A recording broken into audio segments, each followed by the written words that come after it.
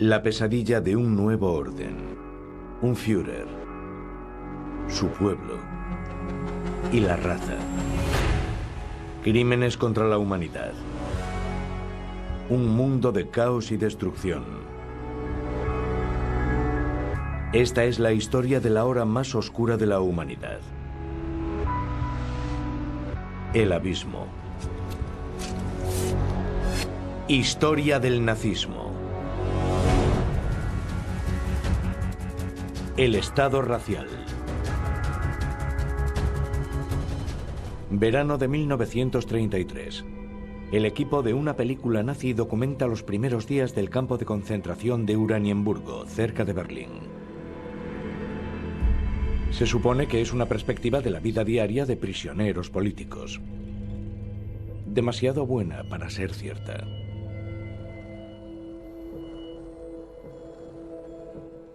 Había una cobertura muy amplia en gran parte del resto del mundo de la violencia y el terror que llevaban a cabo los nazis, sobre todo en los nuevos campos de concentración. Respondieron con esa especie de presentación higienizada de campos de concentración o negando la violencia que causaban en un modo que hoy llamaríamos fake news. Los nazis presentan los primeros campos de concentración como sitios de reeducación. En 1933, la mayoría de los prisioneros eran sus oponentes políticos, comunistas y socialdemócratas. Disciplina, trabajo duro y un estilo de vida modesto los reformaría. Uno de los primeros prisioneros es el parlamentario socialdemócrata Gerhard Seger. Ya en 1934 habla de los tormentos de Uranienburgo. Es la verdad tras la propaganda. Seguro que no hace falta que diga lo que se omite en la versión pública. Los gemidos de los prisioneros golpeados, las fotos de las celdas de detención, en resumen, la verdad del infierno que es Uranienburgo. En diciembre de 1933, tras 9 meses de prisión, Seger escapa. En el exilio, a finales de 1934, publica su informe sobre Uranienburgo. Como venganza por su fuga, la Gestapo arresta a su esposa. Tras las protestas internacionales, la liberan y se une a su marido en los Estados Unidos. Desde el principio, en 1933, los campos de concentración son el símbolo del mandato de Hitler, una despiadada amenaza de violencia contra quien no se doblegue ante la dictadura. En otoño de 1934, Hitler ha consolidado su poder. Ahora se siente seguro. Hitler siempre dirigió las energías del NSDAP contra un único oponente. Lo vencía y luego seguía al siguiente oponente. Y en el proceso se aseguraba de que sus seguidores eran brutales y violentos, pero nunca tan brutales que pusieran en peligro su coalición con los conservadores. La caza. La consolidación del poder comienza el 30 de enero de 1933, cuando nombran a Hitler canciller del Reich. Los observadores esperan que sea un jefe de gobierno débil y que no dure mucho. En las últimas elecciones de noviembre de 1932, solo un tercio de los alemanes había votado al NSDAP, lo cual implica que Hitler aún depende de apoyo externo, especialmente de conservadores y nacionalistas, los que rodean al vicecanciller Franz von Papen.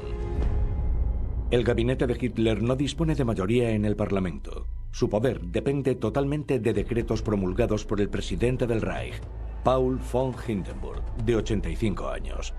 Hindenburg cree que puede usar a Hitler para sus propios fines. Hindenburg y la camarilla que lo rodea creen que pueden usar el gran apoyo popular de los nazis para efectuar los cambios que quieren para rehacer la Constitución en un sentido más autoritario. Creen que la democracia está acabada, que es un fracaso, que ya no funciona. En Europa se cree que solo movimientos fuertes, independientes de partidos y parlamentos, pueden de verdad resolver problemas. Desde los primeros años 20, varios gobiernos democráticos han sido sustituidos por regímenes autoritarios o fascistas.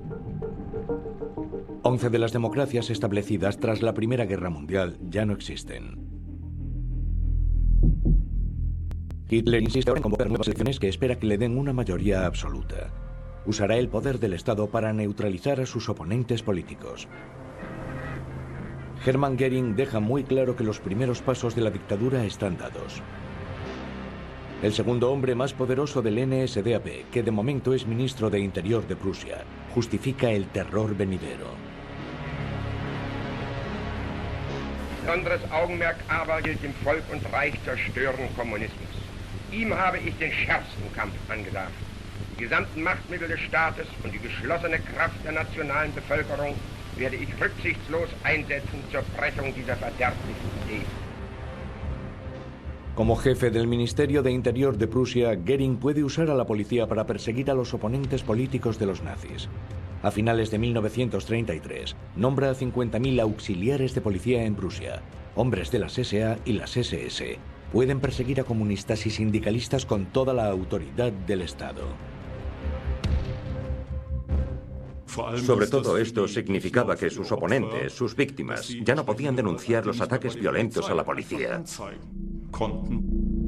Los nazis dejan claro a dónde lleva todo esto. Cuando un abogado judío, Michael Siegel, intenta conseguir la libertad de un cliente detenido, hombres de las SS le dan una paliza. Le quitan los zapatos, le cortan los pantalones, le cuelgan un cartel al cuello y le hacen desfilar por el centro de Múnich. Pero estas fotos solo aparecen en periódicos extranjeros. Incluso las críticas más comedidas al nuevo régimen han desaparecido de los periódicos alemanes.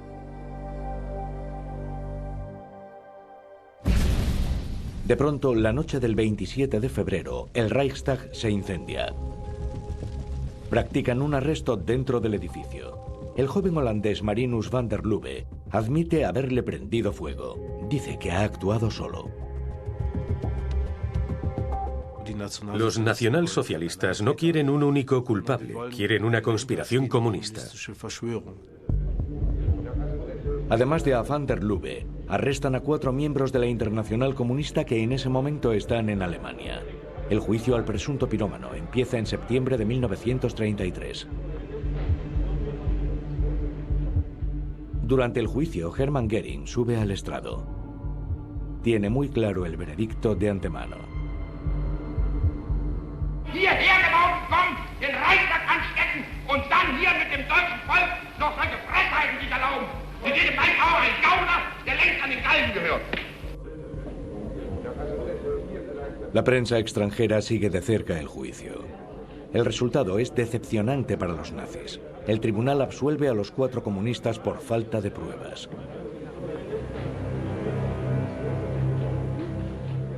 A van der Lubbe lo condenan a muerte según una ley aprobada específicamente para este caso. En enero de 1934 decapitan a van der Lubbe. Todavía hoy en día no se sabe si formaba parte de una conspiración. Hay que enfatizar que la propaganda nazi era muy eficaz debido a la mentalidad imperante. Invocaba una amenaza seria por parte de los comunistas, algo que estaba ampliamente aceptado en la sociedad. Si dices, no lo empezamos, solo reaccionamos, consigues mucho más apoyo. Eso fue justo lo que hicieron los nazis desde el principio. El fuego es la disculpa para empezar a perseguir oponentes políticos esa misma noche. Arrestan a miles. Se prohíbe el Partido Comunista. Una ola de violencia engulle el país. Desde el principio, la gente que se oponía visiblemente al régimen era arrestada, acorralada, golpeada. La metían en sótanos, la arrastraban las SA. Estaba claro que una oposición política real era imposible. Solo un día después se declaró legal el terror. El presidente del Reich, Hindenburg, firmó el decreto para la protección del pueblo y del Estado, que siguió vigente hasta 1945.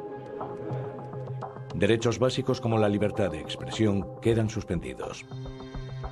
Esto supone un cambio fundamental. Literalmente rasgar el corazón de la Constitución de Weimar destruye derechos individuales. Es algo que facilita la dictadura de Hitler. El terror nazi recibe un fundamento aparentemente legal, pero el tono sigue siendo radical. Volksgenossen, meine Maßnahmen, die wir nicht angekränkelt werden durch irgendwelche juristischen Bedenken. Hier habe ich keine Gerechtigkeit zu üben. Hier habe ich nur zu vernichten und auszurotten. Weiter nichts. Desde febrero y marzo de 1933, los nacionalsocialistas hacen limpieza en todos los poderes del Estado, porque Hindenburg les ha dado carta blanca. Se construyen los primeros campos de concentración, violencia pura y dura e improvisada. Eran barracones, sitios que estaban allí vacíos.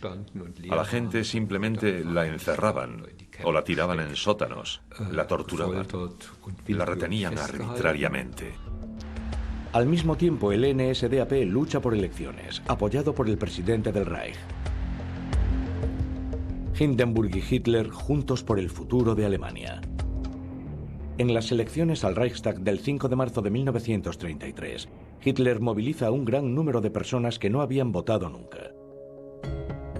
Los socialdemócratas y el partido de centro católico casi mantienen sus votos a pesar del terror y la opresión. Los votos del KPD, un 12,3%, se declaran nulos. Los nazis alcanzan el 43,9% de los votos. Ni siquiera con tanta intimidación consiguen la mayoría absoluta. Hitler sigue necesitando a sus socios de coalición.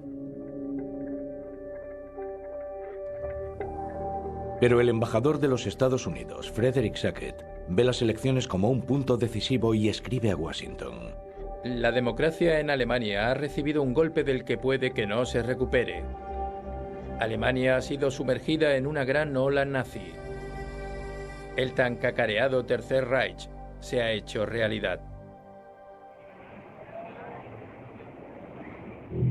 Los esbirros de Hitler.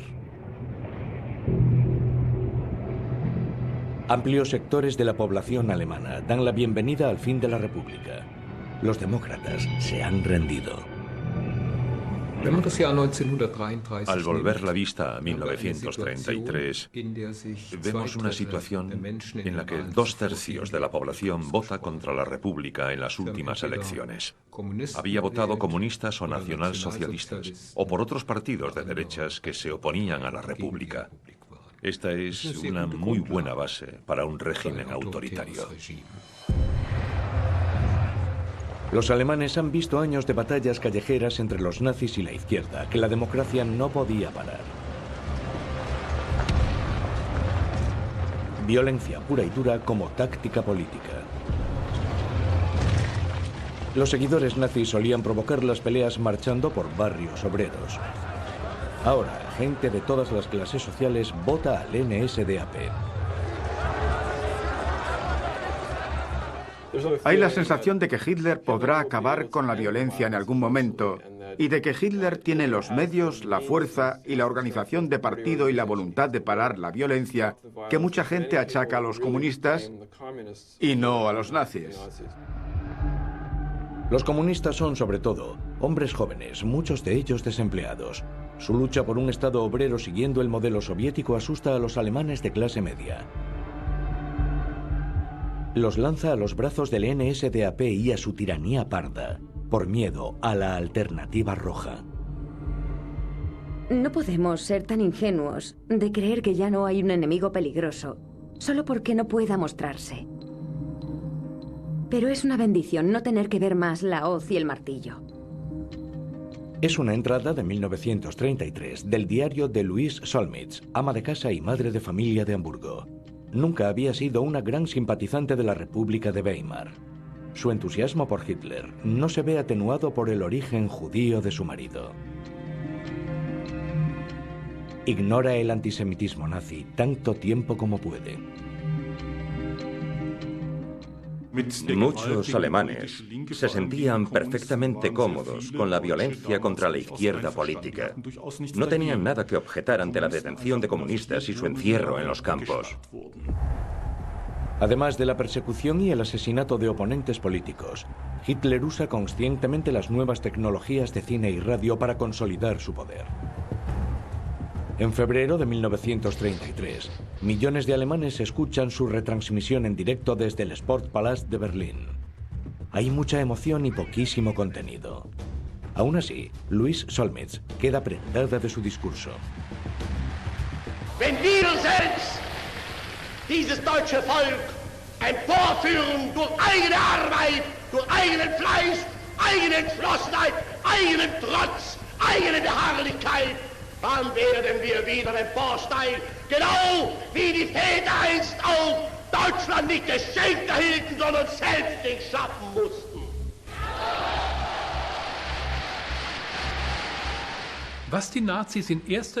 Lo que hicieron los nazis, lo primero de todo, fue fijar esa narrativa del renacimiento nacional en la sociedad alemana.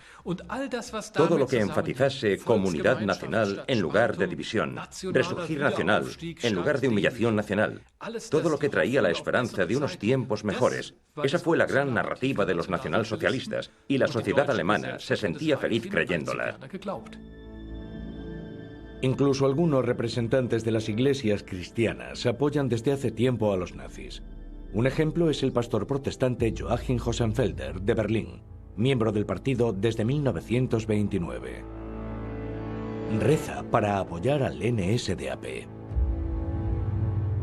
Poco después de la llegada de Hitler al poder, ofrece un servicio de acción de gracias en el que describe a Hitler así. Un individuo impecable, un modelo de pureza, piedad, energía y fuerza de carácter. Sermones como ese despiertan expectativas y Hitler responde prometiendo gobernar según principios cristianos. Die nationale Regierung wird das Christentum als Basis unserer gesamten Moral, die Familie als Keimzelle unseres Volks- und Staatskörpers in ihren festen Schutz nehmen. Hitler no era cristiano, pero entendía el país que pretendía gobernar y entendía que los principios cristianos eran muy importantes para una gran mayoría de alemanes. En 1933, el movimiento nacional socialista acude en masa a las iglesias, desplegando todos sus símbolos y sus uniformes. El 5 de febrero hay un oficio en la Catedral de Berlín, en memoria de Hans Eberhard Maikowski, un hombre de las SA muerto en una pelea callejera. Su entierro es como un funeral de Estado. Los caídos han dado sus vidas por el hombre que Dios nos ha enviado para ser nuestro Führer. Ese fue el sermón de Joachim Hossenfelder. No ve contradicciones entre las enseñanzas cristianas y la ideología nazi. En 1932, Hossenfelder funda la Organización de los Cristianos Alemanes que promociona el populismo nacionalista y el antisemitismo. Llega a ser más influyente que la Iglesia protestante. En 1933, Hossenfelder se convierte en obispo de Brandenburgo y se hace una carrera en el Tercer Reich. Muy poca gente de la que llegó a posiciones de poder era capaz de verdad. A menudo se debía simplemente a buenos contactos. Había porcentajes establecidos para emplear a miembros de las SA y de las SS en las nuevas organizaciones. Eso no siempre era posible en la función pública. No podías llegar a jefe administrativo con tu título de bachillerato. Así que muchas empresas, propiedad del Estado, contrataban a nacionalsocialistas. En la primavera de 1933, la noticia corre como la pólvora. Más y más alemanes desean unirse al NSDAP por convicción o por oportunismo.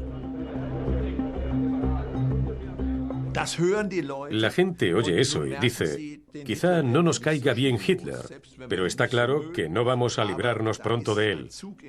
El tren está saliendo de la estación. Si no nos subimos, nos quedaremos atrás. Cuando Hitler sube al poder en enero de 1933, el NSDAP tiene 850.000 miembros.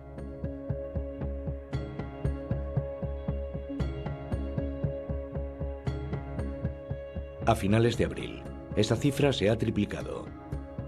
Ya son 2,6 millones.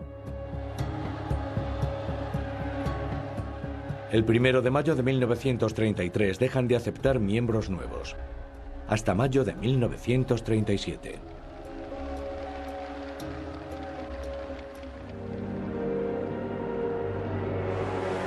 Un pueblo, un Führer.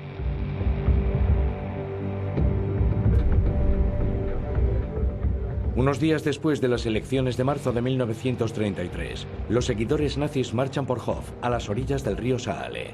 Ocupan el ayuntamiento para imponer un alcalde nuevo y colocan una esvástica en la torre. Actos similares se suceden en muchas partes del Reich, donde provincias y comunidades siguen estando gobernadas democráticamente. Ocupaciones ilegales de edificios gubernamentales como este de Múnich el 11 de marzo se presentan como imponer la voluntad del pueblo. El gobierno de Berlín obliga a varios gobiernos provinciales a dimitir invocando el decreto del incendio del Reichstag. Comisarios del Reich nombrados por los nazis los sustituyen. Las protestas contra esta violación del Estado de Derecho son en vano. Es característico de la forma en que los nazis se hacían con el poder ese enfoque de doble vía que unía una gran violencia física y terror en las calles con una especie de pseudo-justificación legal. Los primeros políticos salen de Alemania, entre ellos parlamentarios socialdemócratas y oficiales del partido. Ludwig Marum, un político del SDP de Karlsruhe, cree que huir es cobardía. Quiere continuar sirviendo a la gente que lo eligió para el Reichstag. Pero con la administración y la policía cada vez más dominadas por los nazis, los arrestos arbitrarios son comunes. Arrestan a Ludwig Marum y lo hacen desfilar por el centro de Karlsruhe. Después al parlamentario judío lo llevan al campo de concentración de Kislau. Marum cree que los nazis, al final, respetarán la justicia y el Estado de Derecho. Escribe a su mujer desde el campo. Ya he superado el trauma del desfile por las calles de Karlsruhe. Tras sobrevivir a eso con entereza, no sé si habrá algo que no pueda soportar. En 1934 a Ludwig Marum lo estrangulan los guardas del campo de concentración. Su familia huye al extranjero.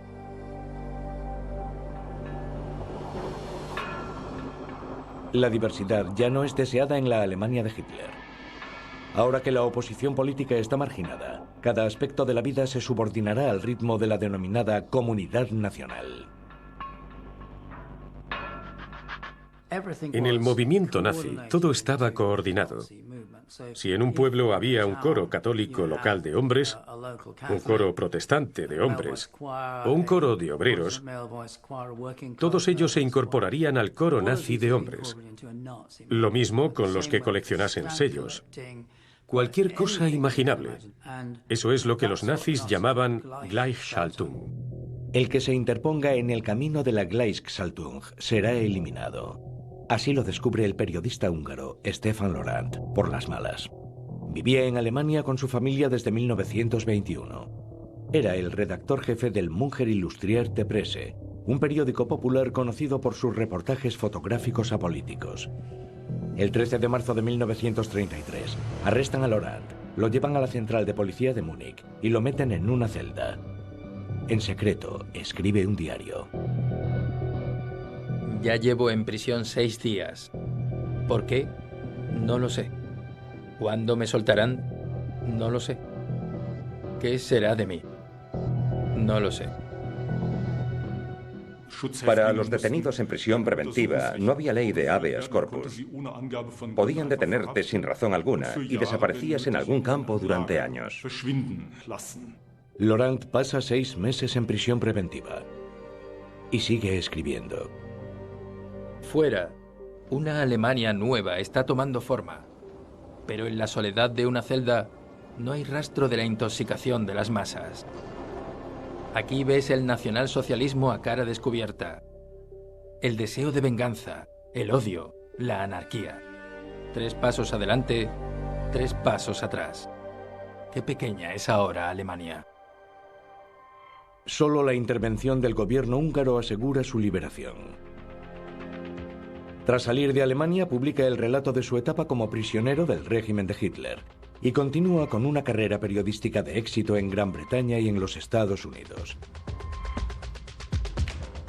En 1933, detienen a todo el consejo de redacción de su periódico. Los nazis tomaron el control de la prensa y los medios de varios modos, especialmente a través de medios económicos. Compraron el mercado, cerraron y censuraron todo tipo de revistas y periódicos. Querían que la prensa transmitiese su mensaje. En julio de 1933, con un consejo de redacción nuevo, el Müncher Illustrierte Presse publica su primer reportaje sobre el campo de concentración de Dachau. Las fotos propagandísticas dan la impresión de un campo de reeducación afable, donde los prisioneros políticos se reforman mediante trabajo duro y disciplina. Las autoridades del campo hacen visitas guiadas a los visitantes y los engañan totalmente. El Volkischer Beobachter, el periódico del Partido Nacional Socialista, cita a un clérigo holandés. Los informes de maltrato continuado pertenecen al reino de la fantasía. Yo diría que algunos de los internos están mucho mejor en Dachau de lo que estarían en sus casas. La estrategia de la propaganda nacionalsocialista respecto de los campos de concentración en 1933 era básicamente de camuflaje, disfraz y engaño. Claro que nadie veía que pegasen a los internos o que los matasen. En realidad eran lugares de opresión, tortura y terror. El trabajo os hará libres. Es el eslogan cínico de las puertas del campo. En realidad, los prisioneros son humillados, golpeados, torturados y asesinados. Dachau es el primer campo de concentración construido a propósito por los nazis. Estará operativo hasta el final de la guerra. Más de 40.000 personas morirán aquí. Dachau es el modelo de campo de entrenamiento para el personal de las SS. Aquí aprenden el régimen del terror. Normalmente, la empatía y la compasión evitan que nos comportemos de forma brutal con otros seres humanos. Pero mediante su uso del lenguaje, mediante su rechazo incesante y sus mentiras, los nacionalsocialistas convirtieron a sus enemigos en un grupo que ya no era considerado humano, lo que los hizo capaces de una brutalidad indescriptible.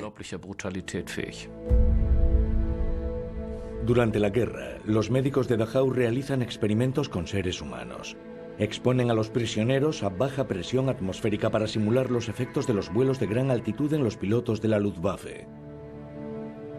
Todo esto sucedió en medio de Alemania, ante los ojos de la población. Todos pueden ver la verdad del mandato de Hitler.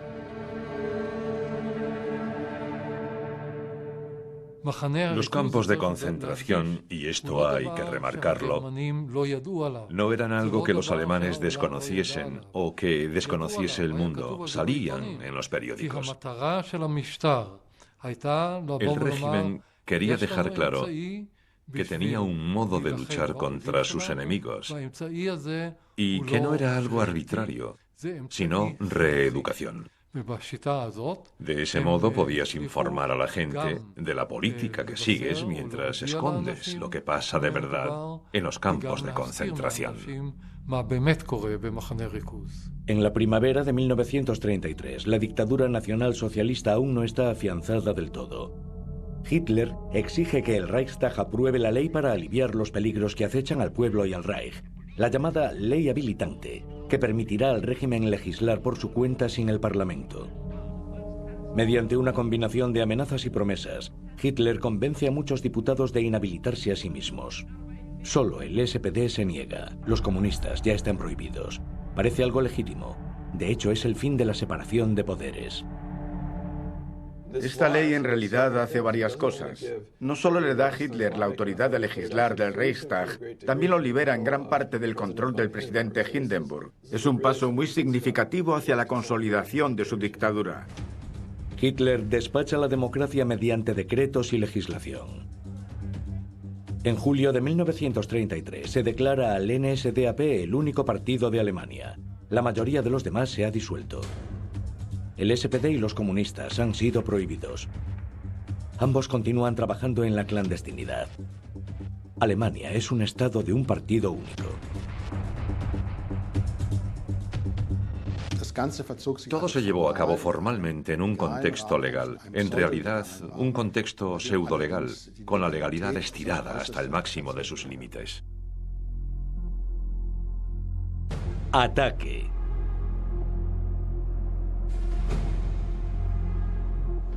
Los lectores de los periódicos nacionalsocialistas saben desde hace mucho que el meollo de la ideología nazi es el antisemitismo.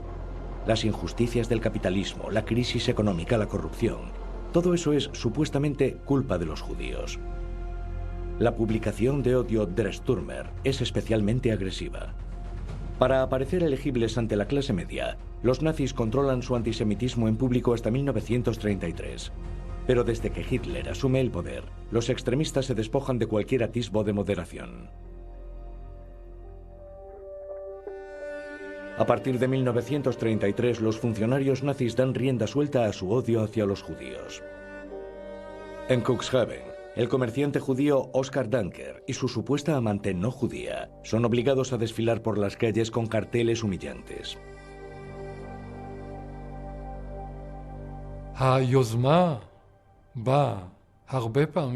La iniciativa surgió de abajo, sin instrucciones de arriba.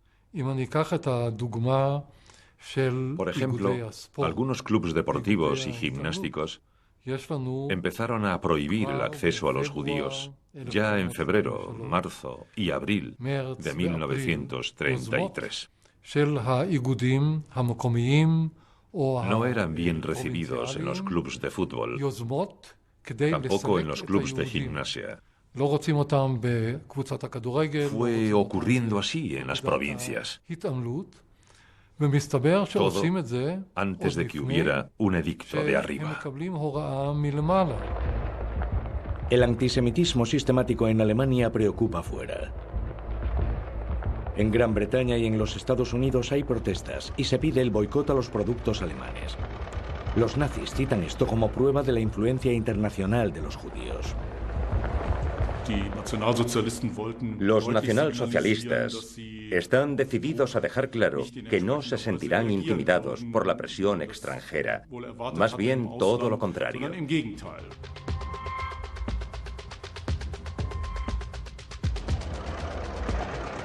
El régimen nazi pide un boicot nacional a médicos, abogados y comerciantes judíos para el 1 de abril.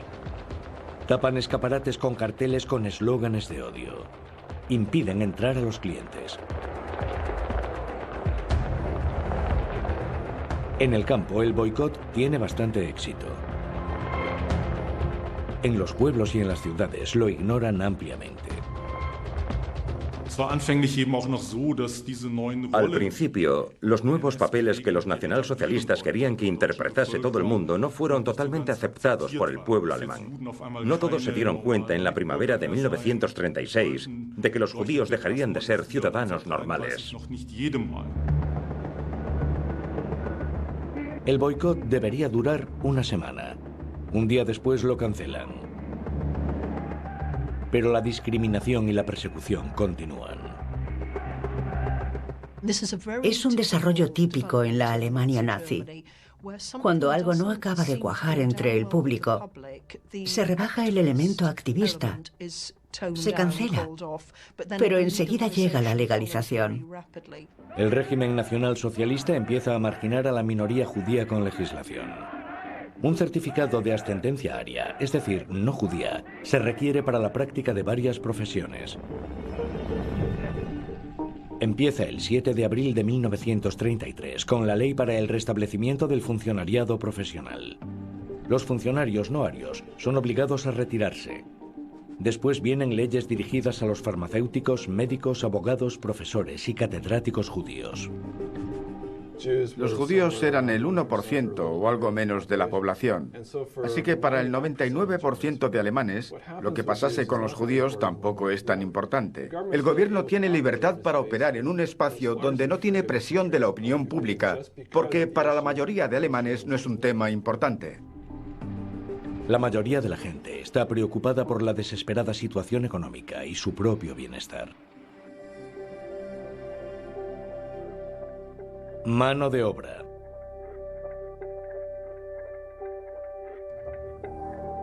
Desde 1931 a Alemania le afecta mucho la crisis económica. Los negocios cierran, hay millones de desempleados. La crisis económica ya hace mucho que es una crisis social. A casi todas las familias alemanas les afectaba directa o indirectamente el paro. Había un desempleo masivo, hombres vagando por las calles sin nada que hacer, desesperados por alimentar a su familia. Incluso la gente que tenía trabajo temía perderlo. En 1932, 5,6 millones de personas están desempleadas en Alemania. Es una tasa de paro del 30%. En Dinamarca es del 28%. En Suecia, más del 20%. En Gran Bretaña, del 15%. Y en los Estados Unidos hay un 25% de parados. La economía global se va recuperando poco a poco de la crisis de 1929. Los nazis se otorgan el mérito de los primeros signos de recuperación, pero en realidad se benefician de los avances internacionales. Hitler decreta que el 1 de mayo, que tradicionalmente enfatizaba la lucha obrera, sea fiesta nacional pagada, el Día Nacional de los Trabajadores. El aeropuerto Tempelhof de Berlín acoge el primer gran acto de propaganda del régimen nazi. Retrata eficazmente la supuesta cercanía del régimen con los trabajadores. Pero la verdadera cara de los nazis sale a relucir. En Hannover, Walter Ballhause fotografía a hombres de las SA, ocupando las oficinas de un sindicato el Día Nacional de los Trabajadores, izando la esvástica y quemando la bandera roja. A la mañana siguiente, el 2 de mayo, tropas de las SA saquean oficinas de sindicatos y cajas de ahorros obreras por todo el Reich. Fue un puñetazo en la cara del movimiento de obreros socialdemócrata. Por un lado, saquearon sus propiedades y por otro, se acercaban a sus miembros para ganarse su lealtad. Los nacionalsocialistas, sin duda, querían justificar su afirmación de ser un partido de los trabajadores, así que cortejaban activamente a los obreros. El 10 de mayo de 1933 sustituyen los sindicatos por el Frente Laboral Alemán. Su filial, Fuerza a través de la alegría, mantendrá a los obreros contentos con excursiones y vacaciones. La novedad del régimen nazi tras 1933 es simplemente la escala y la energía con la que se lanzan a un programa de movilización económica nacional. Lo primero que se ve es la creación de trabajo civil de varios tipos, un compromiso, por así decirlo, para sacar a los alemanes corrientes de la miseria del desempleo y para restaurar la prosperidad de las zonas rurales. Los contratos del gobierno crean puestos de trabajo, sobre todo en la industria de la construcción. En Berlín construyen una línea de metro nueva a lo largo de Unter den Linden. En otras zonas se derriban distritos enteros para reconstruirlos, como aquí, en la ciudad vieja de Hamburgo. El NSDAP puede señalar cada día ejemplos de recuperación. Estamos avanzando y la verdad, eso es lo que parece. Construyen, construyen y construyen. Academias para la formación de agentes de finanzas, ministerios nuevos, el gran aeropuerto de Tempelhof. Hay aeropuertos en Stuttgart y Múnich. Es igual por todas partes, proyectos paralelos que avanzan simultáneamente. La recuperación económica mediante la creación de empleo. En 1933, la administración del presidente Franklin D. Roosevelt comienza también con programas de obra federal. Construcción de obra pública para estimular el poder adquisitivo y crear demanda en la economía. Al mismo tiempo se instauran un salario mínimo nacional y seguridad social. El éxito del New Deal hace que Roosevelt salga reelegido en 1936. La intervención estatal masiva y leyes que benefician a los trabajadores refuerzan a la democracia estadounidense. El régimen nacionalsocialista también apuesta por la obra pública. La industria propagandística está especialmente orgullosa de las nuevas Reichsautobahns. No fueron idea de los nazis, pero eso no lo menciona nadie. La autobahn, la idea de carreteras de alta velocidad para coches, es en realidad una idea que surge cuando los italianos construyen su autoestrada en el mismo periodo. Es un ajuste de la sociedad a las nuevas tecnologías de los vehículos a motor. Equipos de ingenieros y empresas de construcción empiezan a trazar ideas para un sistema nacional de carreteras alemán ya a finales de los años 20. Ya había autobahns en Alemania antes de 1933. La primera, que unía Colonia y Bonn, se abrió en 1932. Se planean más tramos. de Hamburgo a Basilea pasando por Frankfurt o de Berlín a Italia pasando por Múnich. Pero la falta de fondos hizo que no se construyesen durante la República de Weimar. Los nazis pudieron empezar a construir rápido solo porque los planes ya existían. En septiembre de 1933 graban a cientos de hombres desempleados en fila ante una oficina de empleo y yendo a la primera obra. Informes secretos, recopilados por socialdemócratas exiliados en Praga, revelan lo que pasa de verdad en esas obras. Para la ceremonia de inauguración de las obras de la autobahn Exmoln-Stettin, trasladaron a 65 hombres en paro desde Stettin a la obra. Los grabaron para el noticiario y luego volvieron a llevarlos a la ciudad.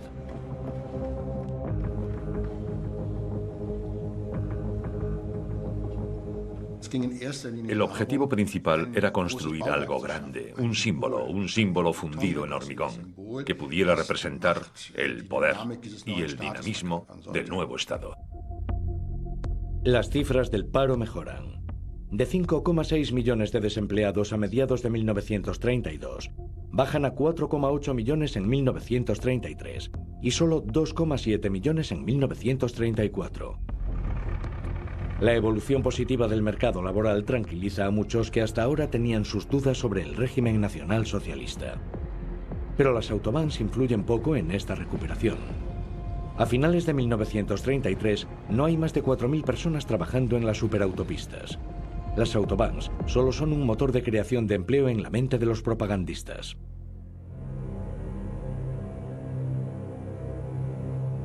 El camino a la guerra.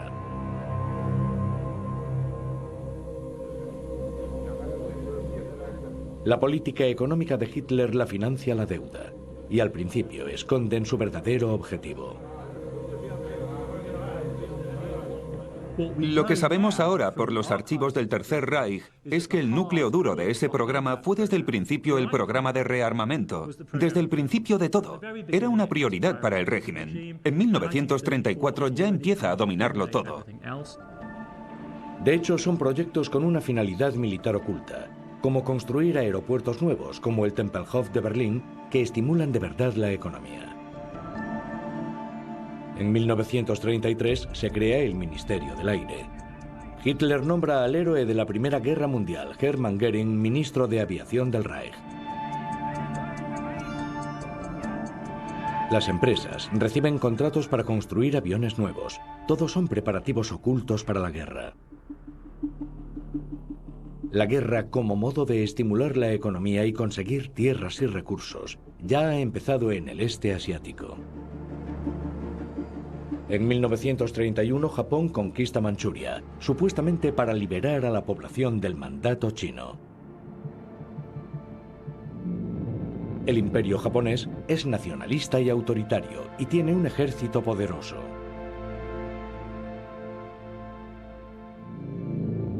La comunidad internacional condena la invasión japonesa de Manchuria. En marzo de 1933, Japón abandona la Sociedad de Naciones. Ya está preparando su siguiente campaña contra China.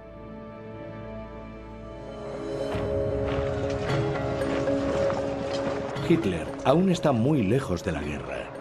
En 1933 el Reich alemán tiene un ejército profesional de solo 100.000 hombres. No se le permite tener tanques ni aviones de combate y muy pocos buques de guerra. Estas restricciones provienen del Tratado de Versalles de 1919. Hitler ha denunciado esta vergüenza de Versalles en innumerables discursos. Ahora quiere acabar con las limitaciones del tratado lo más rápidamente posible. En su primer discurso sobre política exterior habla de paz, pero quiere decir situar a Alemania en pie de igualdad militar con las demás potencias europeas. Desde 1923, Hitler aplicó una política exterior revisionista y expansionista. Pero esta política se veía limitada por varias comisiones y varios comités internacionales. Representaban grandes obstáculos, así que intentó librarse de todos ellos. Hitler retira a Alemania de la Sociedad de Naciones y quiere que la decisión se vea respaldada por unas nuevas elecciones al Reichstag en noviembre de 1933. Una vez más, el régimen se apoya en la propaganda. Hitler busca un apoyo aún más amplio. Su discurso a los trabajadores en Berlín se retransmite a toda Alemania. Sie sollen sehen, dass das, was ich erkläre, nicht die Sprache eines Kanzlers ist, sondern dass das ganze Volk wie ein Mann um Mann und Weib dahinter steht. En las elecciones de noviembre hay una única lista de candidatos. La razón para convocar elecciones fue darse a sí mismos una mayor legitimidad y demostrar que toda la nación nos apoya. Todo el pueblo, no solo la mitad, como en las elecciones de marzo. La participación llega al 95%. La lista única de Hitler recibe el 92% de los votos. Más allá de la propaganda y el terror, el resultado muestra su apoyo a la política exterior de Hitler. El 95% está a favor de dejar la sociedad de naciones. Claro que a los votantes no les dicen el objetivo a largo plazo de estas políticas: la guerra.